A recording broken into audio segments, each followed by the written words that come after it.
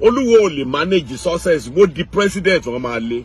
Ọmọ tí Oluwo fẹ́ yẹn ìgbà tí Oluwo wà ní Canada yẹn Oluwo ò lè súnmọ́ bí tí ọmọ yẹn bá wà. Wálé tọ́lọ́run lòun help Ọọ̀ni of Ifẹ̀. Wálé tí òrò oúnjẹ jẹ Canada ìfi jẹ́ pé kò ní owó tó lè fi ra kò ní $10 dání ṣé ò ní. Oluwo I will advise you, ya fọ́tò tó pọ̀ gidi so that dọ́tọ̀ bá ti ń sunkún lẹ́tà wa máa rántí pé ìjọba rí.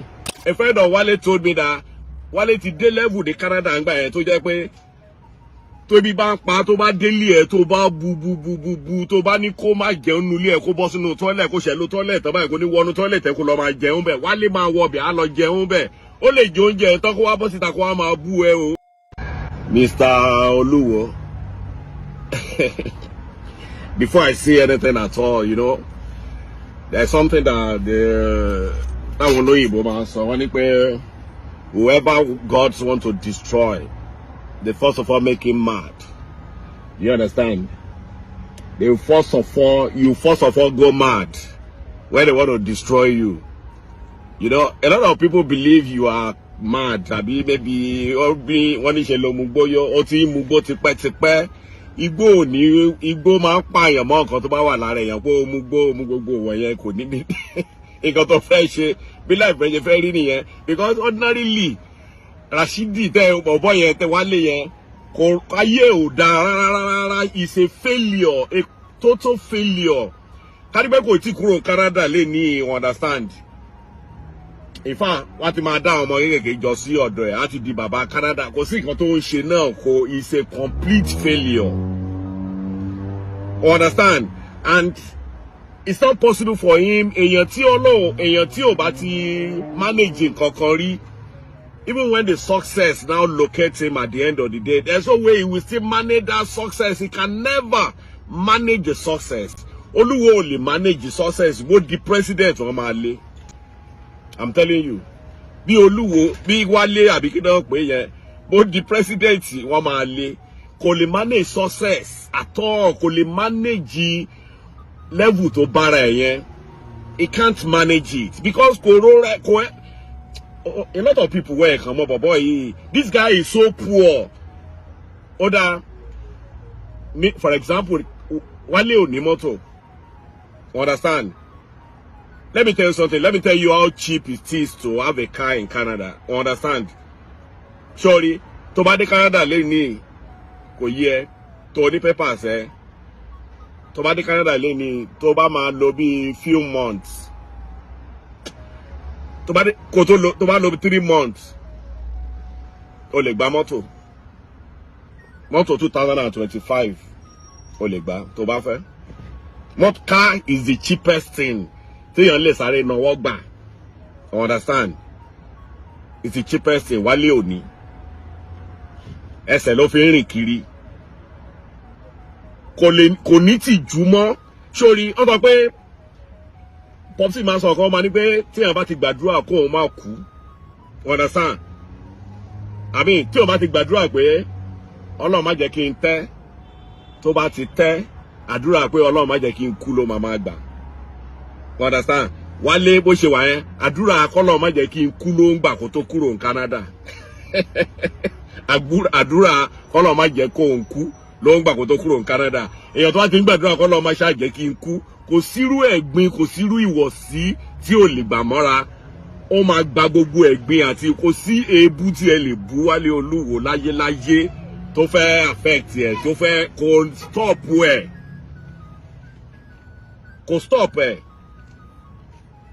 A friend of Wálé told me that Wálé ti dé level de Canada ń gbà yẹn tó jẹ́ pé tó bí bá ń pa tó bá délé ẹ̀ tó bá bu tó bá ní kó má jẹun nulẹ̀ ẹ̀ kó bọ́ sínú toilet kó ṣẹ̀lú toilet tó báyìí kó ní wọnú toilet ẹ̀ kó lọ máa jẹun bẹ̀ Wálé máa wọ bẹ̀ á lọ jẹun bẹ̀ ó lè jẹ oúnjẹ tán kó wá bọ́ síta kó wá máa bú ẹ o but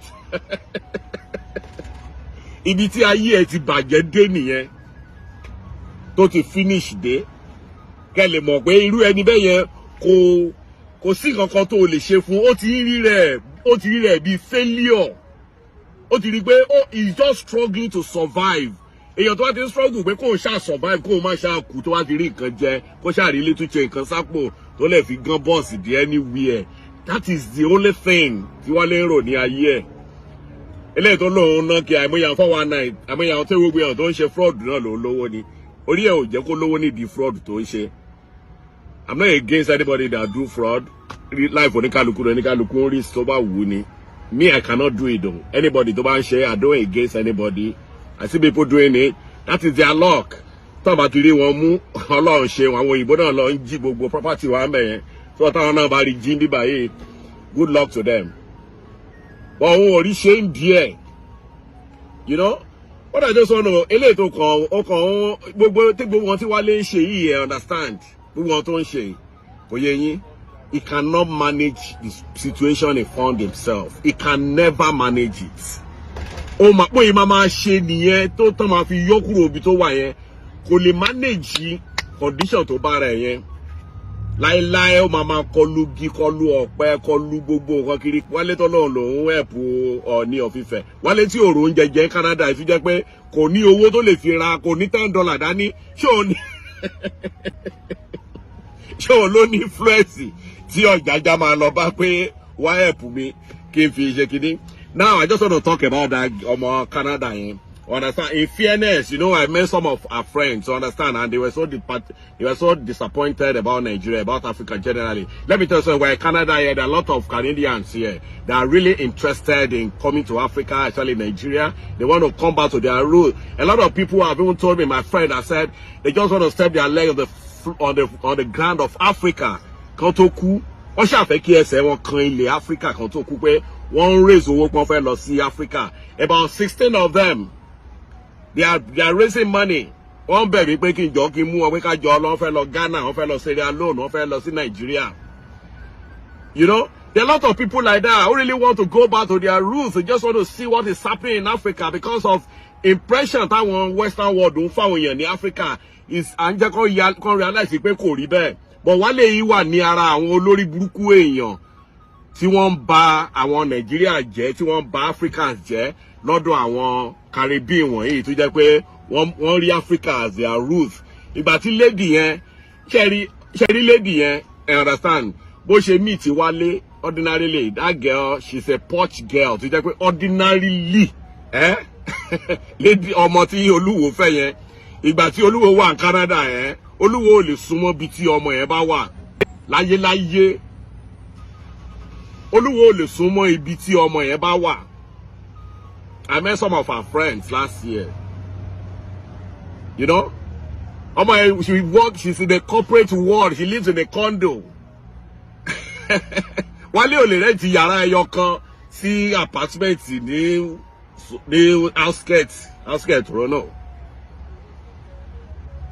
Lady yẹn àwọn Caribbean yẹn ó wù wọ́n kan lọ sí Africa. Ọmọ yẹn àwọn èèyàn tó bá kàn sọ pé aṣẹ́wó ni báwo ni ọmọ yẹn ṣe fẹ́ di aṣẹ́wó. Kò ń ṣaṣẹ́wó. I'm not saying there are a lot of pé kò ṣaṣẹ́wó ibà aṣẹ́wó wà níbà yìí wọ́n pọ̀ gan gidi. Wọ́n dá sáwọn tó wá láti Africa, tó wá láti Caribbean, tó wá láti gbogbo ẹ̀bọ̀ irú ọmọ yẹn when you look at her, it's like she has been in Canada.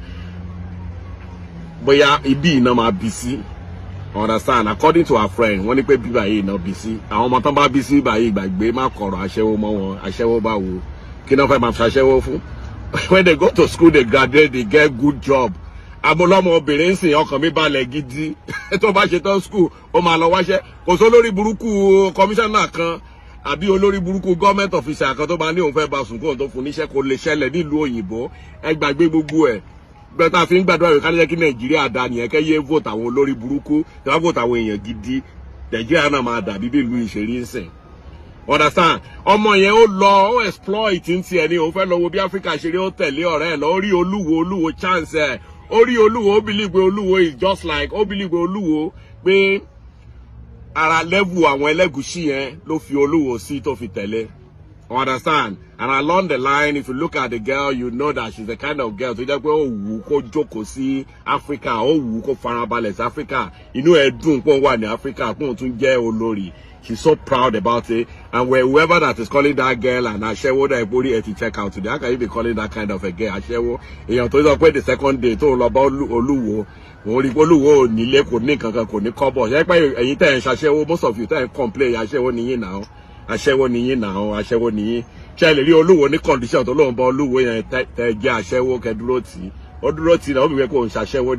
She wasn't after his money, but she just want to get herself together. Ó dẹ̀ sọ pé Momsi àti Popsi wọn jọ sí papọ̀, wọn ò fẹ́ kí tòun náà rí bẹ́ẹ̀, òun fẹ́ dúró ti Oluwo. Oluwo chance ẹni, understand ni, Oluwo has really set a very bad precedent. Lójú àwọn Caribbean wọ̀nyẹn. We'll try to let them realize that everybody is not like that. You understand?